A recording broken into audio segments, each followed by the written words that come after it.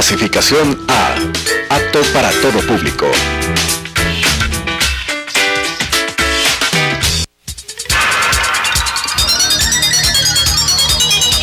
Las opiniones vertidas en este espacio por la producción y dirección del programa son de exclusiva responsabilidad de sus autores y de quienes intervienen en ellos.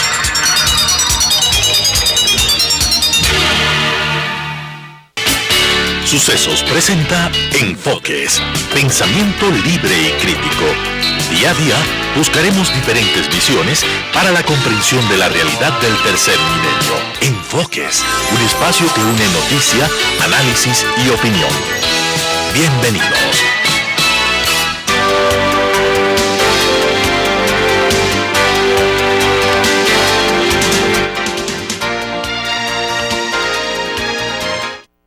Por estar con nosotros. Damos la bienvenida a Rafael Lugo, profesor, escritor, abogado, que precisamente el día de mañana presenta su última obra, 207. Rafael, ¿por qué tener una trilogía en donde cada libro tiene un número como título, el 20, el 7 y el 207? Buenos días, Claudia. Gracias por invitarme. En realidad, la trilogía no fue una idea desde el inicio. Cuando escribí la novela 20 hace casi 10 años y publiqué hace casi 10 años, y el nombre surgió de la constante mención a cierto periodo de tiempo, periodo nada más, de 20 minutos, ¿no? De que se hacía una referencia a eso en la historia. Entonces, de ahí salió ese nombre. Luego, en la novela 7, que publiqué hace 5 años, el número ya me pareció una buena idea, utilizarlo como una fórmula para darle un nombre a ese texto, y también tenía algo que ver con ciertas situaciones que estaban ocurriendo ahí. Pero hasta esa novela yo no tenía pensado cerrar con una trilogía, sino hasta cuando terminé la novela y dije, bueno, no sé si logro salirme de este universo, de estas dos novelas que tienen muchas cosas en común, y escribo algo distinto, o finalmente termino, hago una tercera, y al final eso fue lo que pasó.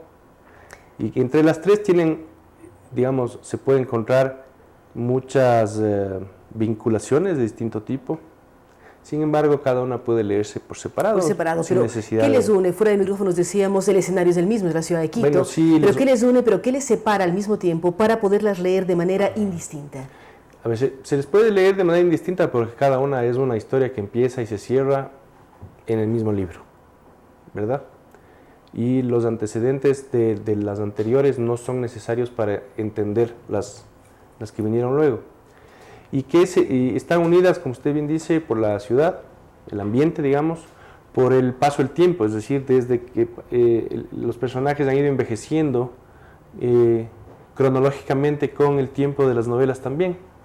Entonces, si teníamos en 20 un personaje de los 30, ahora tenemos 10 años después un personaje que está en los 40. ¿Tiene que ver con la vida del escritor que escribe las novelas? Bastante. Sí, no, es decir, en mis novelas usted puede encontrar, digamos, horas de ficción a partir de minutos reales, ¿no? Hechas de minutos reales. Entonces, hay bastante de eso también, en eso sí van conmigo con el tema cronológico, el personaje principal. En este tema de cronología se habla de Ignacio, en donde llega al final de su vida, que analiza y se habla de una posible resurrección. ¿Cómo empatar? Pero al mismo tiempo las novelas hurgan en lo que somos o es la sociedad quiteña.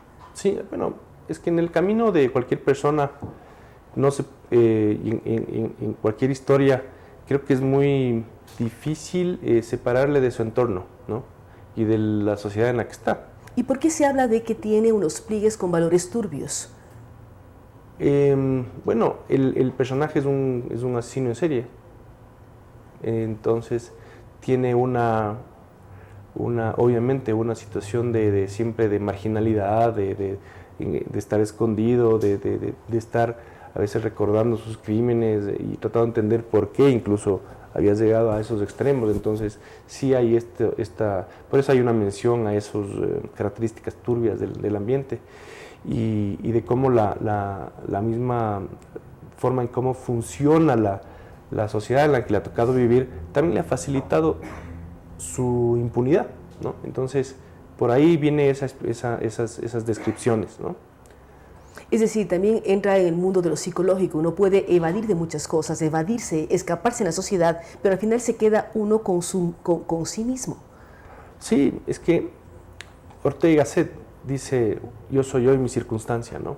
Y la circunstancia no es solamente lo que es uno, sino lo que le rodea. Y por más que alguien quiera escapar, no puede, pues. Por más que uno quiera alienarse de sus ambientes, de su propio país o incluso de su propia psicología, no es algo que se pueda lograr del todo, al menos, ¿no? Uno siempre es lo que es. O al menos, aunque pretenda hacer otra cosa. Uno es lo que es y carga con lo que es, no puede evadirse de sí mismo. Exacto, porque aunque finja hacer otra cosa, uno es, al final del día, lo que lleva adentro, ¿no? Por más que lo trate de controlar o cambiar. Entonces, ese es uno de los planteamientos en todo lo que estaba escribiendo en este tiempo, es esa constante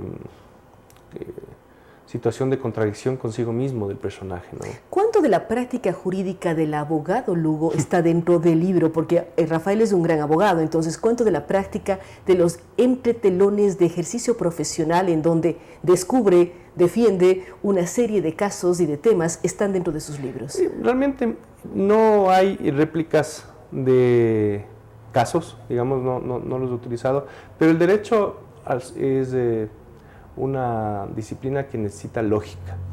Es decir, usted tiene que armar un caso como arma un silogismo y si sus pero en las deducciones puede equivocarse o puede partir de premisas si sus premisas no son correctos, si sus premisas no son correctas, su conclusión no va a ser correcta. Y en el derecho, para poder llegar a una conclusión que nos convenga o que sea la que necesitamos defender, tenemos que armar un caso que sea coherente y lógico en todo lo que estamos planteando, tanto en los hechos como en los fundamentos de hecho, en los fundamentos de derecho y las pruebas, etcétera, etcétera. Tiene que haber una lógica. Entonces, eso sí me ha entrenado mucho para el momento de escribir ser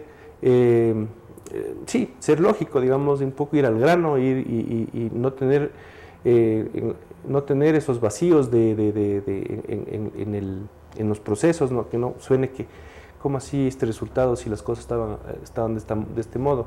Es decir, sin salir de la sorpresa. Es decir, si uno y uno suman dos, ¿por qué el resultado es otro? Exacto, o sea, es decir sin volver aburrida, sin volverle, digamos, previsible el resultado, pero de todas maneras tiene que tener lógica, ¿no? Entonces, en eso el derecho ha sido muy útil. Y también la escritura ha sido muy útil para mí en el derecho, porque además ha sido un entrenamiento para escribir, un entrenamiento para exponer ideas, y es necesario eso en la práctica jurídica, ¿no? Tener la capacidad de exponer un concepto, una idea que pueda quedar clara. Entonces, han sido útiles la una para la otra. ¿Es más fácil resolver temas jurídicos cuando escribe una novela o cuando se enfrenta a la práctica jurídica con las normativas y la legislación ecuatoriana? ¿Cuándo es más fácil qué?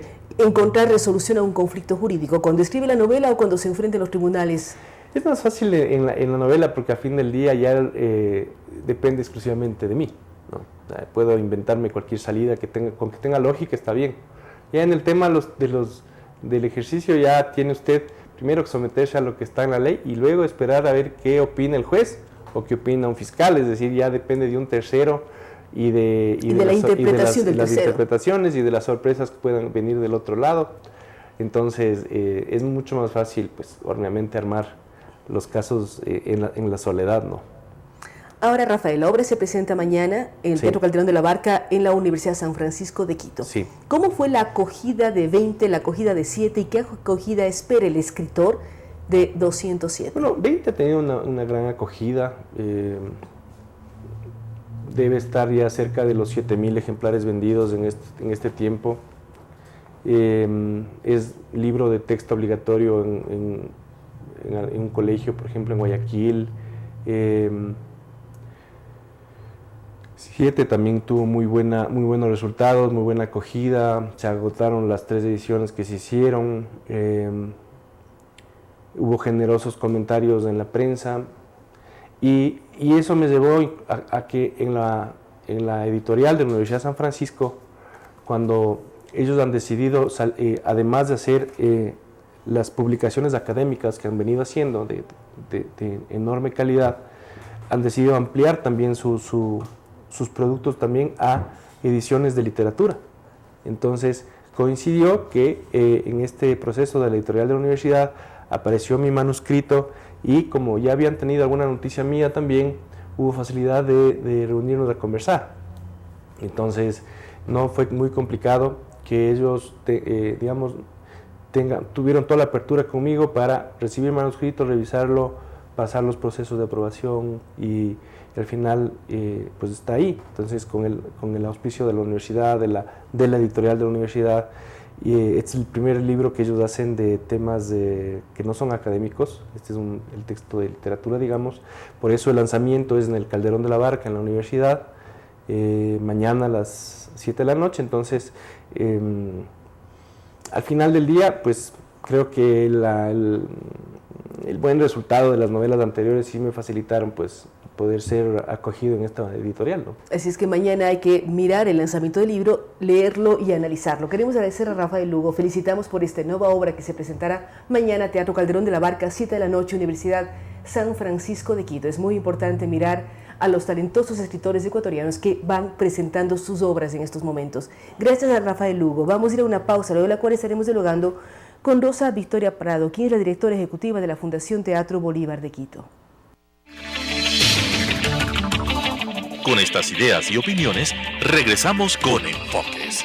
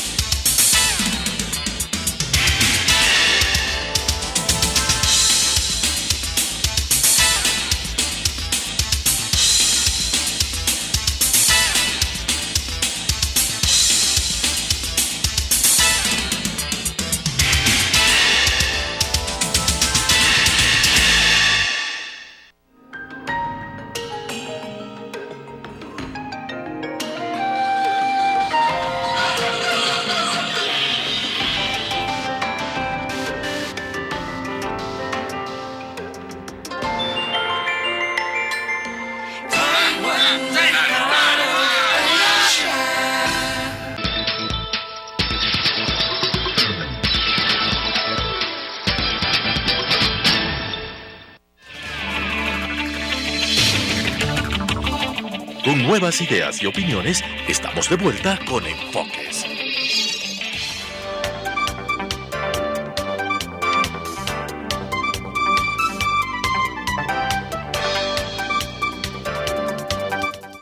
Con nosotros, precisamente estamos con Rosa Victoria Pardo.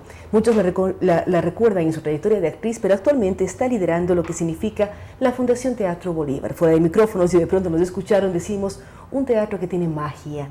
¿En qué consiste la reestructuración y también la búsqueda de apoyo para volver a tener el Teatro Bolívar como era hace años, antes de los incendios sufridos? ¿Qué significa para usted ser parte de y dirigir esta fundación? Bueno, primero muchísimas gracias, Claudia, por la invitación. Por supuesto, el Teatro Bolívar es emblemático e icónico en todos los aspectos. en el aspecto artístico, arquitectónico, del edificio, de todo lo que sucedió en este teatro durante 83 años. Que nace en el 1933, abre sus puertas al público. Exactamente. El Teatro Bolívar, además de la sala, siempre fue un espacio icónico en materia cultural, es decir, fue más que nada un centro cultural con salas de danza, con proyecciones cinematográficas que todos recordamos, y con el famoso Wunderbar, que era algo extraordinario y mágico también. El famosísimo Wunderbar, que además invitaba todo este edificio de 5.000 metros cuadrados, que es un centro cultural en realidad, invitaba a la proyección de algunos elementos culturales. En el Teatro Bolívar se presentaron las mejores orquestas del mundo, los mejores ballets, cuando por ejemplo los ballets tenían elencos de 300 personas. El Teatro Bolívar tiene 26 camerinos y operaba junto a un hotel que se llamaba el Hotel Crillon, que ayudaba a la operación del teatro, que pertenecía también a la empresa de hoteles y teatros de Quito, que era dueña además de 8 teatros más, incluido el Bolívar, que venía a ser la joya de la corona. Entonces todo esto le da, como usted perfectamente lo establece, al Teatro Bolívar un espíritu personal. Es un teatro que tiene su propia magia, su propia inventiva, su propia energía, y eso es lo que le mantiene al teatro y lo que le impulsa al teatro hasta el día de hoy. En esto que usted menciona, esta magia, esta energía, ¿cómo apoyar a la reestructuración a que vuelva a ser el espacio de los años de mediados del siglo XX, pero que de pronto ahora cuando vamos, miramos los conciertos, vemos lo que hace Claudio Jácome, lo que hacen otros sectores para revitalizar el teatro? ¿Cómo apoyar para volver a tener este espacio además en el entorno del centro histórico que a todos nos llena de orgullo? Por supuesto, obviamente asistiendo a los eventos, obviamente integrándose en el ámbito cultural, por ejemplo, a las actividades de nuestra Academia de Artistas, que está en el segundo piso, integrándose a esta nueva modalidad de operación que tenemos en el Wunderbar, porque hay que comprender algo sobre el tema de los públicos que ha sucedido en este tiempo. Por supuesto, cuando el teatro operaba también como cine, en la época de oro del cine hollywoodense y del cine mexicano, no tiene nada que ver con lo que pasa hoy en día. Y el teatro estuvo cerrado por algunas circunstancias, además del incendio, más de 6 años. Entonces, lo que sucedió es que no logramos hacer una transición y renovación de los públicos. Por esa razón, estamos operando ahora el Wunderbar para darles a los jóvenes, llamemos esto personas de entre 18 y 30 años, una experiencia cercana al Teatro Bolívar, porque las experiencias cercanas al Teatro Bolívar la tuvieron personas que hoy día tienen cerca de 50, 60, 70 años. Entonces, como no pudimos hacer este elemento de renovación de públicos, ahora estamos operando el Wunderbar para bandas alternativas, para rock, para otro tipo de operación que no se realizaba en ese entonces, y para ayudar a que la gente joven se acerque al Teatro Bolívar y tenga una experiencia cultural en el Wunderbar que le permita también saber que existe la sala, que hay otro tipo de espectáculos que podemos ver y que también existe esta Academia de Artistas en donde damos formación integral. Tiene varias partes, tiene el teatro como el teatro, la sala del Wunderbar, la Academia de Artistas, pero también ustedes están con otros espacios para degustación gastronómica, La Purísima, Café Galetti. Exactamente. ¿Cómo saber qué nomás está haciendo el Teatro Bolívar para poder ir a apoyar y ser parte de esta experiencia, vivirla, sentirla y estar ligado al Teatro Bolívar? Por supuesto. Nosotros, como todo hoy en día, manejamos digitalmente el teatro.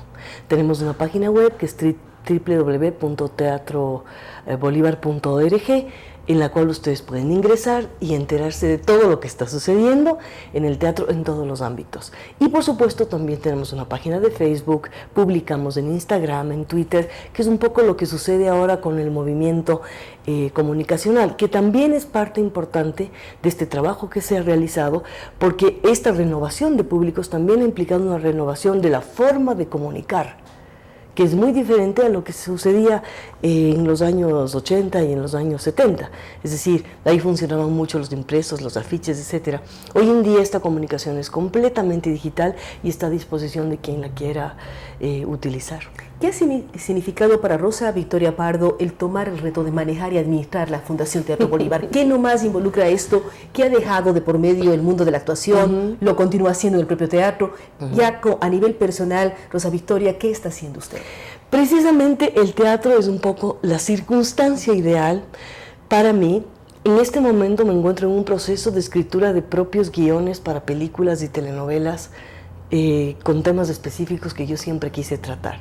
Yo creo, por ejemplo, que el Ecuador le debe mucho a la historia del Ecuador en materia de producciones. Nos falta muchísimo que decir en materia histórica de producciones, en personajes como por ejemplo Quilago. Hay una deuda pendiente. En personajes históricos de la época libertaria, de personajes de la época republicana, que es un poco lo que estamos produciendo en el teatro.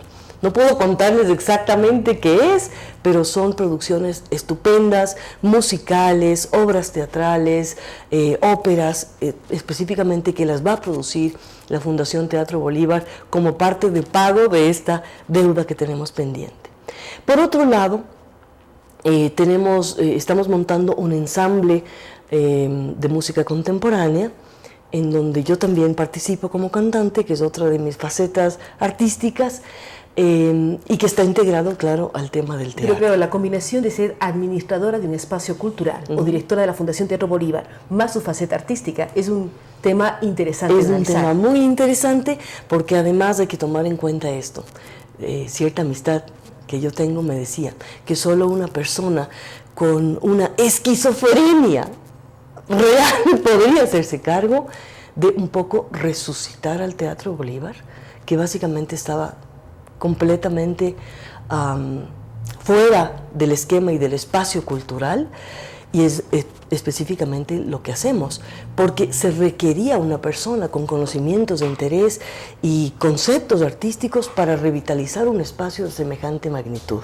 Entonces sí, más que nada en el ámbito administrativo, que por supuesto contamos con el personal necesario, nosotros lo que hacemos a través del teatro con productores, realizadores, etcétera, y un gran equipo de 25 personas, es volver, digamos, impulsar nuevamente en el ámbito artístico al teatro, porque eso es lo que le tiene que levantar. El teatro es arte y por lo tanto necesita, además de administradores, un concepto artístico para poder levantarlo. Y necesita esa sangre nueva, esas ganas de, esa pasión por el teatro, por la música, por el arte que tiene Rosa Victoria Pardo. Muchísimas gracias a Rosa Victoria. Tenemos pendientes en estos días mirar qué nomás nos está proponiendo el Teatro Bolívar para ir a vivirlo, sentirlo, apreciarlo, desde ofertas gastronómicas hasta nuevas formas de hacer arte. Habla de rock en el Wonder Bar, habla de otra serie de elementos en donde todos debemos ser parte, al ser ecuatorianos, al vivir en Quito y al querer que ese centro histórico cada vez esté más vivo y vibrante. Gracias nuevamente a Rosa Victoria Pardo. Vamos a una pausa, luego de la cual estaremos dialogando con Horacio Belletini sobre los planteamientos que las organizaciones de la sociedad civil están realizando a la nueva Asamblea Nacional. Con estas ideas y opiniones, regresamos con Enfoques.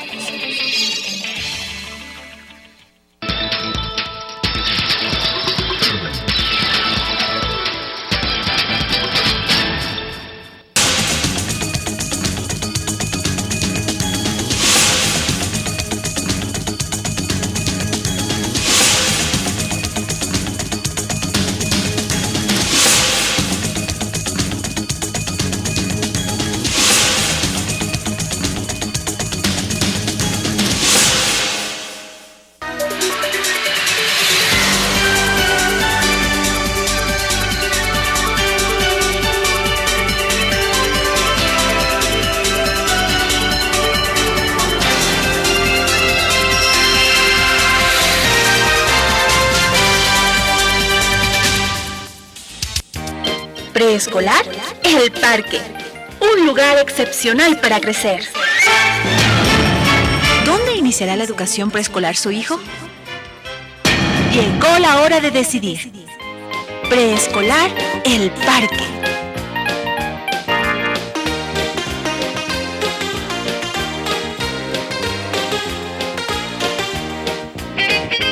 Estamos ubicados en la calle Vaquerizo Moreno, E750, entre Diego de Almagro y Reina Victoria, frente al Parque Gabriela Mistral.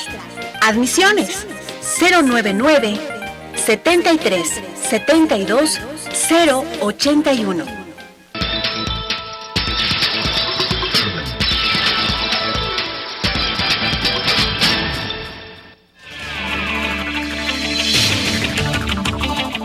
nuevas ideas y opiniones, estamos de vuelta con Enfoques.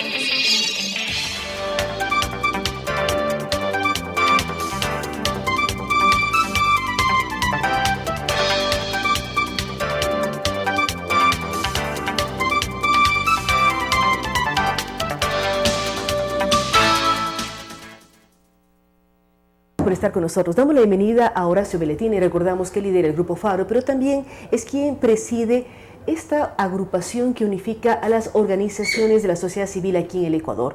Horacio, el nuevo periodo legislativo arranca este día domingo. ¿Cómo plantear lo que la sociedad civil y las organizaciones que conforman el tercer sector han estado analizando durante estos años? Aquel decreto 16 y aquel decreto 739 que han generado algunas preocupaciones en los sectores, sobre todo cuando se tiene que trabajar, apoyar a sectores que lo necesitan, y ha generado una serie de dudas e incertidumbres. Muy buenos días, Claudia, mil gracias por la invitación a tu programa. En efecto, como bien recuerdas, desde la Confederación Ecuatoriana de Organizaciones de Sociedad Civil hemos venido desde hace algunos años promoviendo espacios de diálogo estratégico con el gobierno nacional para mejorar la normativa que está dirigida a las organizaciones de la sociedad civil. Y lo hemos hecho porque, en primer lugar, estamos convencidos que se requiere una buena normativa. Creemos que tener reglas de juego claras, que no sean discrecionales, que no solo regulen, sino que también fomenten el fortalecimiento de la sociedad civil organizada y la colaboración entre esta y otros sectores, incluyendo las instituciones públicas, pero también la academia, el sector privado. Una normativa con esas características le haría bien al sector, pero también le haría bien al país.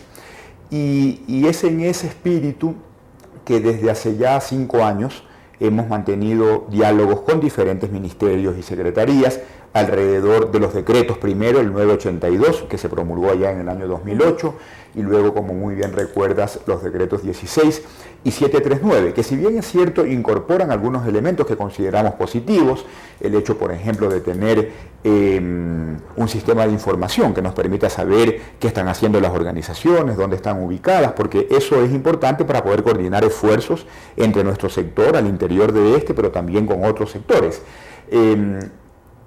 Habiendo reconocido siempre que hay elementos positivos en esas normativas. Que lo que decía Horacio, es importante que exista normativa, que se la respete, que se la conozca, que sean las reglas claras y todas las organizaciones de la sociedad civil sepan o sepamos qué hacer, cómo hacer de la mejor manera para cumplir con la normativa. En efecto, Claudia, porque tener reglas claras es lo mejor que le puede pasar a un sector, sabiendo que las reglas están allí para determinar los comportamientos y los funcionamientos, pero también con un espíritu positivo de generación de espacios de colaboración, de diálogo, de transparencia, de rendición de cuentas. Decía Claudia que sobre los decretos vigentes hemos dicho y reconocido los aspectos que hay que rescatar, pero también hemos expresado con mucha firmeza nuestras preocupaciones, porque los decretos, tanto 16 como 739, incluyen causales de disolución de las organizaciones de sociedad civil que son excesivamente discrecionales a la libre interpretación de un funcionario o de una autoridad. Por ejemplo, se dice allí que puede ser disuelta una organización cuando perturbase la paz pública. Y eso es algo... ¿Y quién determina la perturbación de la paz pública? En efecto, si mañana una organización publica un estudio que presenta elementos críticos sobre una política pública, basado en evidencia, y eso genera malestar en una parte de la sociedad, un evento público en donde asistan muchas personas, puede decir, están perturbando la paz del sector, del vecindario, o sea, depende cómo lo interpretan, generaría problemas para el tercer sector. En efecto, Claudia. Hay otro elemento que plantea allí que se puede disolver a una organización cuando incumpliera reiteradamente disposiciones administrativas del ministerio en el cual está registrado. Y ese es un problema de discrecionalidad, pero también de desproporcionalidad, porque ha ocurrido desafortunadamente, Claudia, que organizaciones que, por ejemplo, no tienen al día sus directivas, eso es un incumplimiento administrativo, en efecto.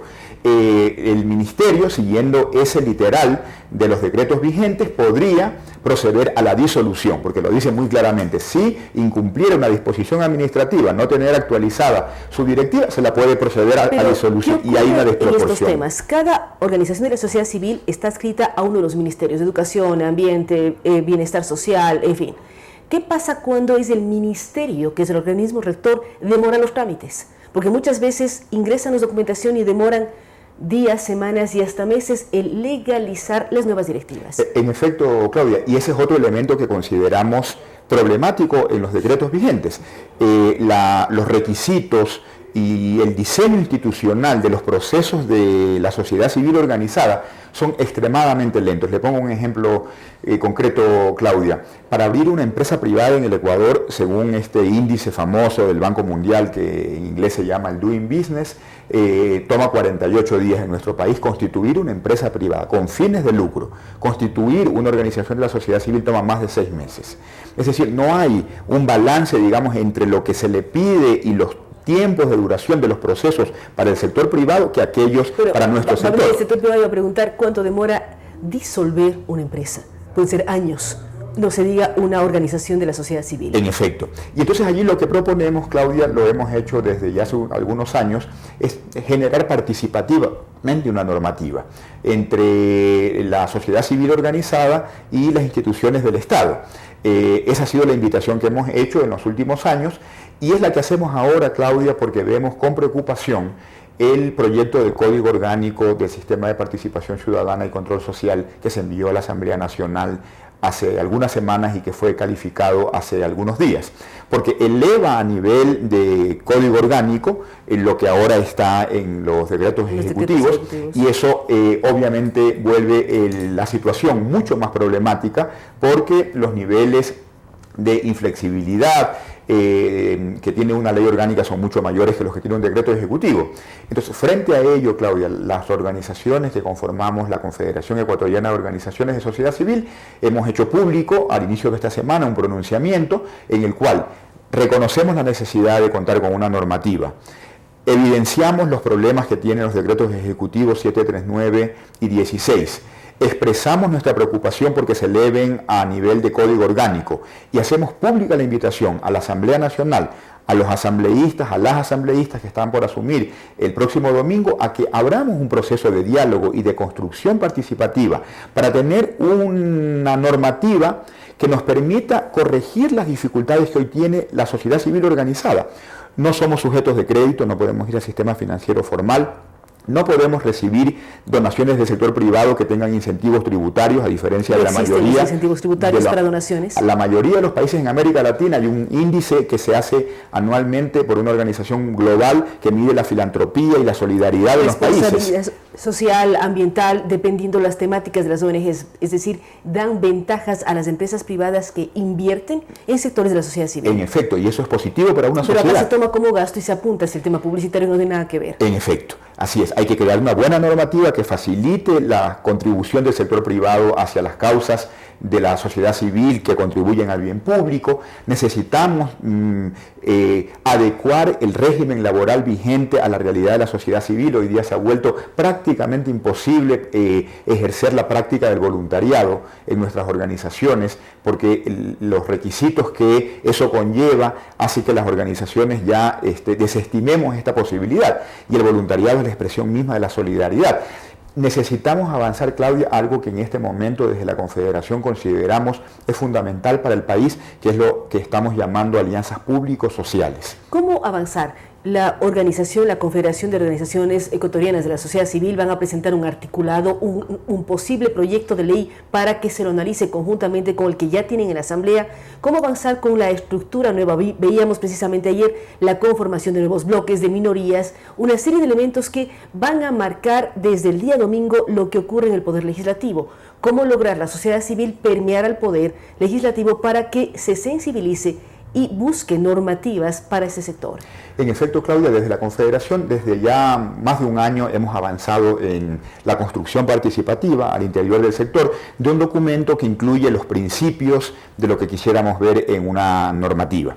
¿Qué tipo de régimen laboral, qué tipo de incentivos tributarios, qué tipo de alianzas entre el gobierno central y las organizaciones de la sociedad civil para la provisión de los bienes y servicios sociales, esto que estamos llamando las alianzas público-sociales. Con ese documento que ha sido ya validado por más de las 100 organizaciones que integran la Confederación, queremos pasar en efecto a proponer, a generar un proyecto de ley, un articulado, que nos permita comenzar un diálogo con asambleístas para avanzar en la construcción de esta normativa. En definitiva, la propuesta que estamos haciendo a la Asamblea Nacional es que iniciemos un proceso de construcción participativa con mesas de trabajo donde participen no solamente la Asamblea y la sociedad civil, la academia, el sector privado, los medios de comunicación tienen mucho que aportar para la construcción de esta normativa, y que este sea un proyecto que nos permita reflejar esto que es una invitación pública que ha hecho y ha expresado como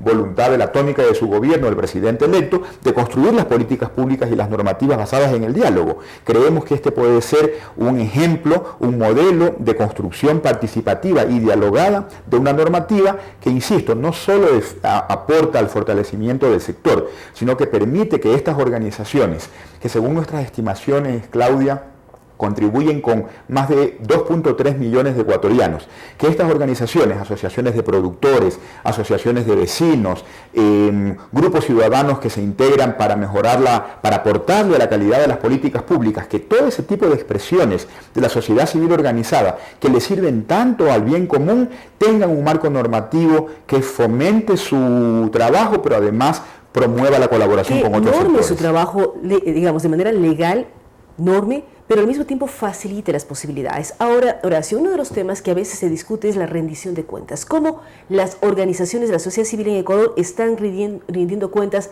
a sus donantes, al público objetivo con el que trabajan? ¿Qué está sucediendo con la rendición de cuentas que es tan importante para la sociedad civil?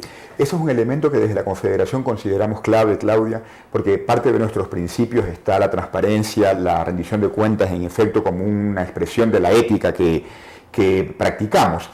Por eso desde la Confederación, hace ya más de 5 años, hemos llevado adelante esto que llamamos los procesos de rendición colectiva de cuentas, porque las organizaciones por separado rinden cuentas, cada una lo hace de diferente manera. Hay algunas que publican sus informes de trabajo anual, otros que tienen portales electrónicos y ponen ahí sus informes de los proyectos, individualmente. Unos lo hacen por proyecto, otros lo hacen por global, o sea, diferentes formas. En efecto. ¿En qué consiste esta rendición conjunta de cuentas? Allí lo que hemos hecho desde el año 2010, Claudia, vamos ya en el 4º proceso, estamos a punto de presentar el 4º informe, esperamos hacerlo en el mes de junio.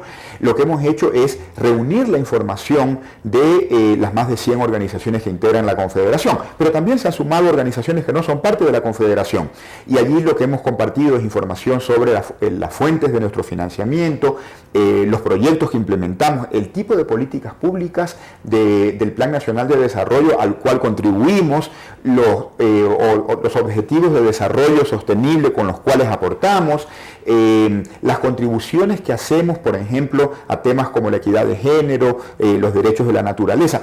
Y esa información consolidada, Claudia, la resumimos en un informe que nos permite decirle al país, al Estado, a los medios de comunicación, a la academia, al sector privado: este es un sector que sigue siendo necesario para el desarrollo y la democracia de nuestro país, porque contribuye de todas estas maneras, sirviendo a grupos que no son atendidos por las diferentes instancias públicas por diferentes razones, generando ideas, promoviendo diálogos entre diferentes sectores, solo por mencionar algunos de los aportes que nos es posible visibilizar en ese informe. Y de ese informe, Claudia, es que nos ha sido factible el determinar esto que te contaba antes, que este sector, las organizaciones que integran la Confederación, beneficiamos a más de 2.3 millones de ecuatorianos y ecuatorianas.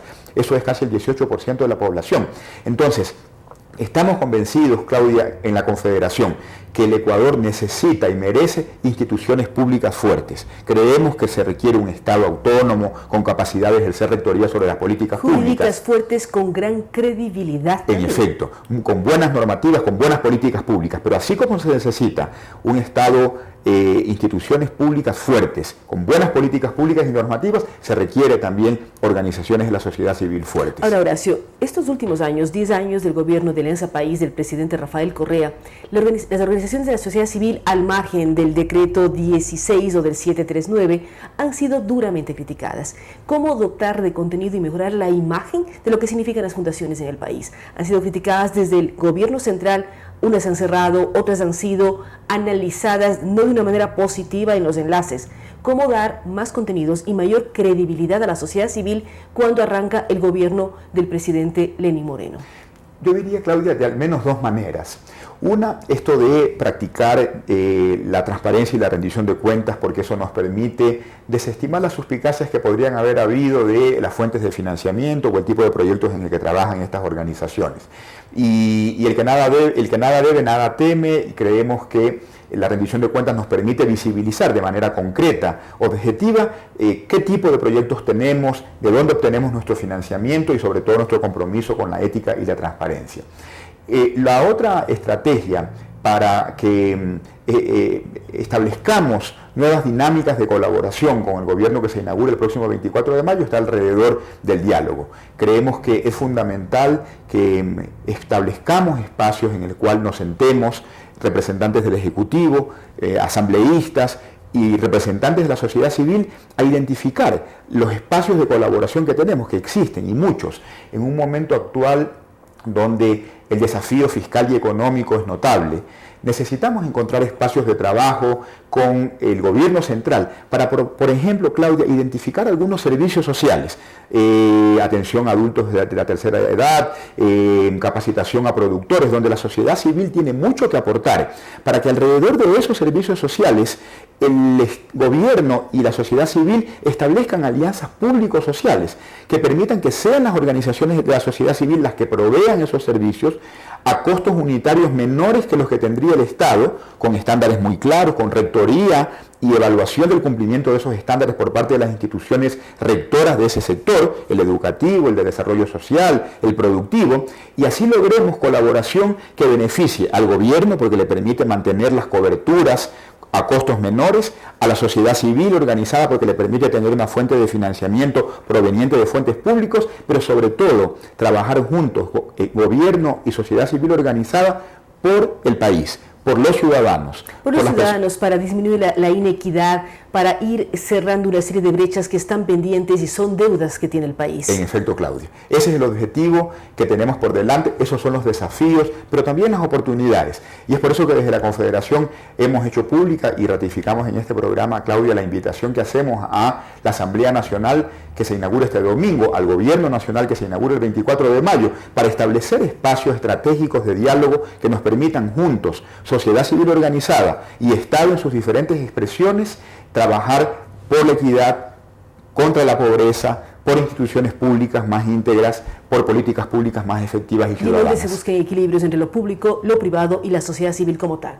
Gracias a Horacio Belletín. Recordamos que él es presidente de la CEOS, la Confederación Ecuatoriana de Organizaciones de la Sociedad Civil, y también él lidera el Grupo Faro. Son temas muy importantes. La sociedad civil hace un trabajo en el mundo entero. Si uno piensa en el propio Ecuador, lo sucedido el 16 de abril del 2016, la sociedad civil del mundo ayuda a los damnificados del terremoto. Uno puede pensar en ONGs como la Tutsi de Taiwán, que fue hasta barrer en el terremoto, dando dignidad, dando apoyo. Es la sociedad civil la que se mueve en diferentes sectores, así es que saludamos esta posibilidad que está planteando la CEOS de dialogar con la Asamblea, con el gobierno entrante, para buscar grandes acuerdos en donde los beneficiados sean los más necesitados del país, con quienes trabajan las organizaciones de la sociedad civil. Gracias a Horacio Belletín y gracias a ustedes que nos han acompañado el día de hoy. Recordamos que este programa ya con el apoyo de la Universidad Internacional del Ecuador, Produbanco y Movistar. Vamos a ir a una pausa, luego de la cual además estaremos con el programa de Economía en 3D. Nos vemos el día de mañana.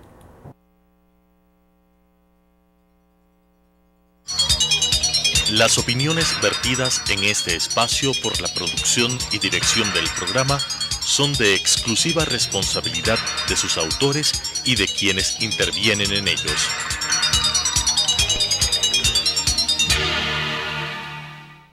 Sucesos presentó Enfoques. Pensamiento libre y crítico. Día a día buscaremos diferentes visiones para la comprensión de la realidad del tercer milenio. Enfoques, un espacio que une noticia, análisis y opinión. Hasta la próxima.